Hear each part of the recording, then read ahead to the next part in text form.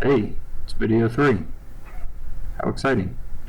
Alright, as you can see, I traced the outside of my image. I drew some straight lines along the top, some straight lines along the sides, straight line along the bottom, and then I used my arc tool to round off those corners, and then I hit the extrude button. What happens when you hit the extrude button is that you will lose visibility of your sketch. So when I first hit extrude, that's what it looked like. That doesn't help me out at all, because I could have easily made that object without having to trace it. I need to have that logo sitting on top of this. So if you paid attention to what I did a second ago, you might have figured out how to do it. I come over here, I click on extrusion, and I can see that that sketch is grayed out. So I'm going to right click on the sketch, and then I'm going to come down here and change the visibility. So now I've got that image back on this 3D base that I just extruded from it.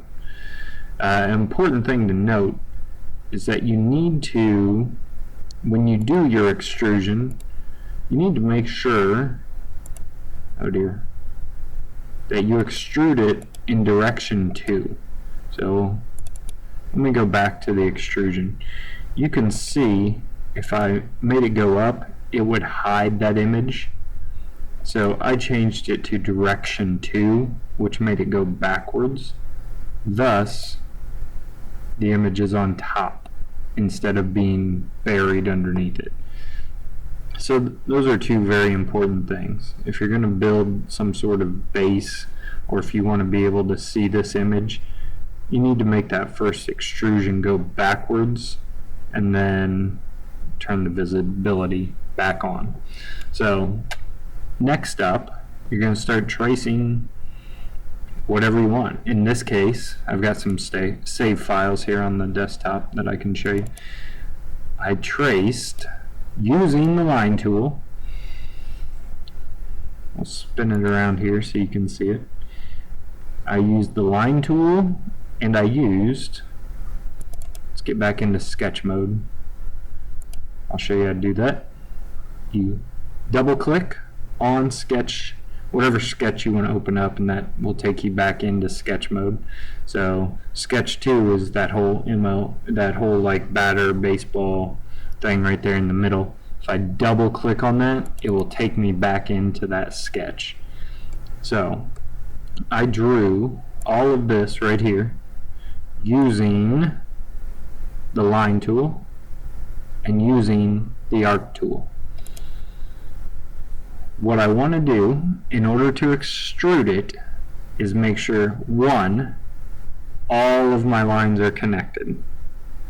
So if we look at my finished product, you can see that I extruded this batter right here, and the baseball, and then this little rectangle with the rounded corners. I extruded all of them as one piece. So I need to make sure that all of these green lines are connected.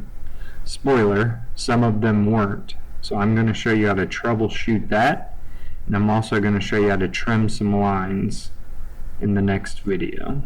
So again, I traced all this with my line tool and my arc tool, and next up I'll teach you how to use this tool and how also to close up any loops that are not closed.